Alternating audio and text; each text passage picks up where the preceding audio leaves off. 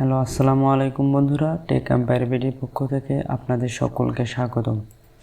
আজকে আমি আপনাদের দেখাবো কিভাবে একটি ফোনের ডিপিআই, টাচ সেন্সিটিভিটি এবং গেম খেলার সময়ও কোনো কল আসলে ডাটা অফ না হওয়ার সেটিংস। চলুন বেশি কথা না বলে শুরু করা যাক। চলে আসলাম আমাদের মোবাইল স্ক্রিনে। এখান থেকে অ্যাবাউট ফোনে ক্লিক করব। তারপর ওএস ভার্সনে 7বার ট্যাপ করব। 1 2 3 4 5 6 7। এবার এখানে লেখা উঠবে ইউ আর এ ডেভেলপার নাও। তারপর এখান থেকে ব্যাক দিব। ব্যাক দিয়ে একটু উপরের দিকে স্ক্রল করব। স্ক্রল করে এখানে দেখতে পারবো অ্যাডিশনাল সেটিংস, এটাতে ক্লিক করব। তারপরে আবার উপরের দিকে স্ক্রল করব।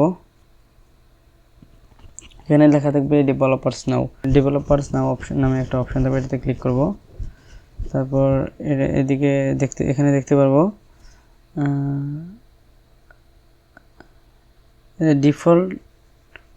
ডিফল্ট ফ্রেম রেট, অর্থাৎ এটা দিয়ে ডিসেবল করে দেন, আপনার গেম খেলার সময় সর্বোচ্চ রিফ্রেশ রেট পাওয়া যাবেন।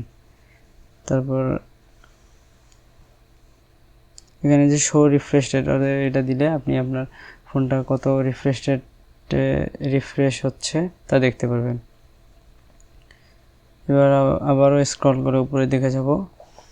এখানে দেখতে পারবো মোবাইল ডাটা অলওয়েজ অ্যাক্টিভ, এটা যদি অন করে দেন তাহলে গেম খেলার সময় যদি কোনো রকম ফোন বা কোনো ইম্পর্ট্যান্ট ভিডিও ইন্টারনেট চালানোর সময় ফোন আসে, তাহলে আর সেই ইন্টারনেট বন্ধ হয়ে যাবে না। তারপরে আবার উপর দিকে স্ক্রল করব।